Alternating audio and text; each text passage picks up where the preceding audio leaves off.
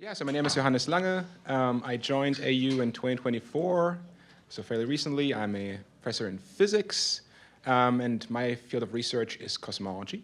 Before I talk about applications of AI in cosmology, I thought I would give a short primer on what are we actually studying here. So some of you may have already seen this kind of graph that says that only 5% of the universe is something we really understand, like normal visible matter that you and I are made of. And that 95% of the universe is something that we don't really understand. We call dark matter and dark energy. Now, if you ask me what is dark matter and dark energy, I have to say I really don't know. This is not me being ignorant. It's just we really don't know in physics what are exactly dark matter and dark energy.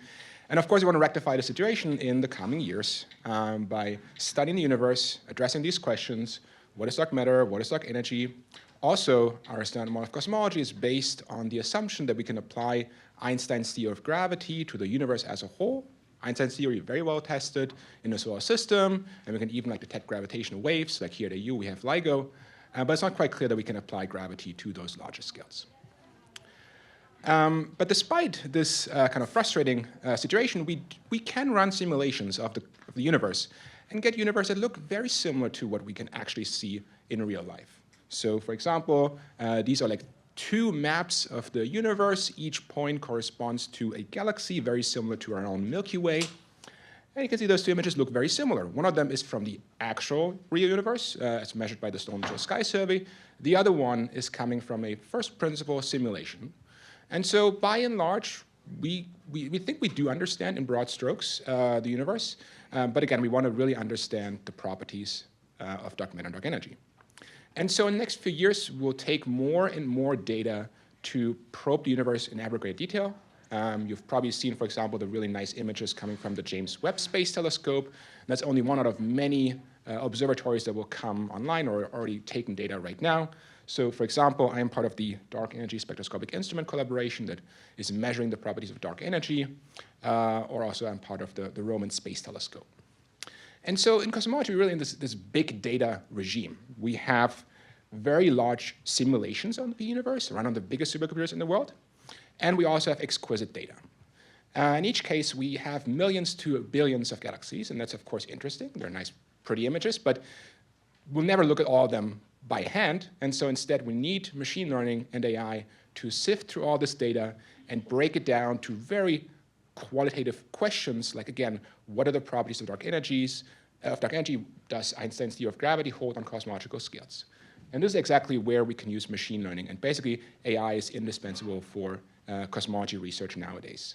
So I don't have that much time, so I will not give you a full overview of all the kinds of things I do with AI in observational cosmology. I thought I'd just give you like 3 problems that we can tackle with AI that I've been working on at AU, also together with students. So, for example, one problem that we have is that we can run these really fascinating simulations, but they're computationally very expensive. They run on the biggest supercomputers in the world. And they're so expensive because we have to simulate all these complicated physics, not just gravity, but also how stars form, how black holes form, how they expel gas, explode, supernova, those kinds of things. So that's why it's very expensive. However, most of the universe is dark matter. Dark matter only really cares about gravity. It's much easier to simulate. So one idea, for example, that you can use to speed things up is to learn the relationship between the galaxies that we can see and the underlying dark matter from these first principle simulations that have all the physics that we're interested in, and then apply this trained model to a simulation that only traces gravity. It's much, much cheaper. And so we can create a universe with galaxies, with stars, that is just much, much cheaper to simulate. And we can combine this with other statistical tricks to not just make a fake universe, but something that has the same kind of expectation value as the full principle, first principle simulation, that statistical tricks like, for example, control variance. So that's one of the problems that we can solve with AI, just making simulations faster. Another thing that we typically do in cosmology is that we are doing statistical inference, often Bayesian inference. We have a model for the universe, and that model has lots and lots of free parameters, and we're trying to infer those parameters from actual data. The problem is there are lots of parameters, we want to optimize all of them, and we want to know uncertainties. And so this is computationally very challenging. There are commonly used algorithms like, for example, MCMC, Markov chain Monte Carlo.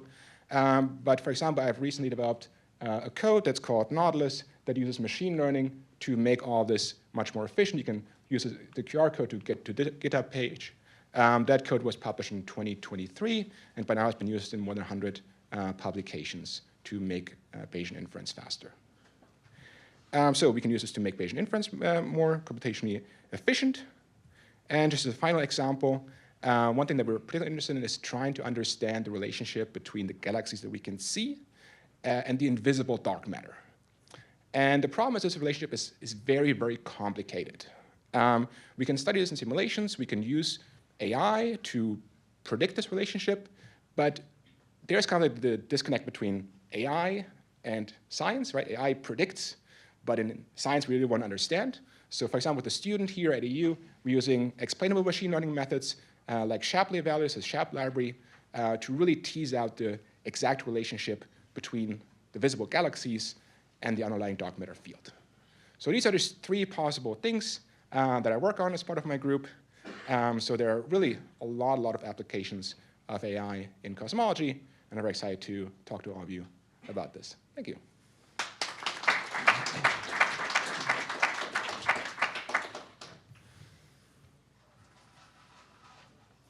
Yeah, Michael? Can you read it from?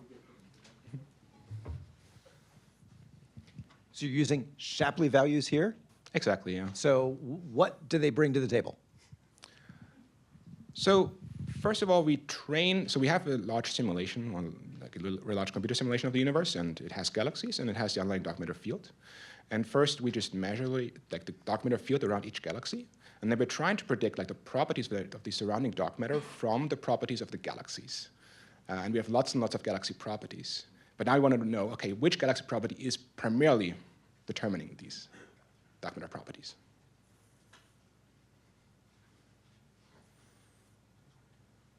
Yeah. So the scale of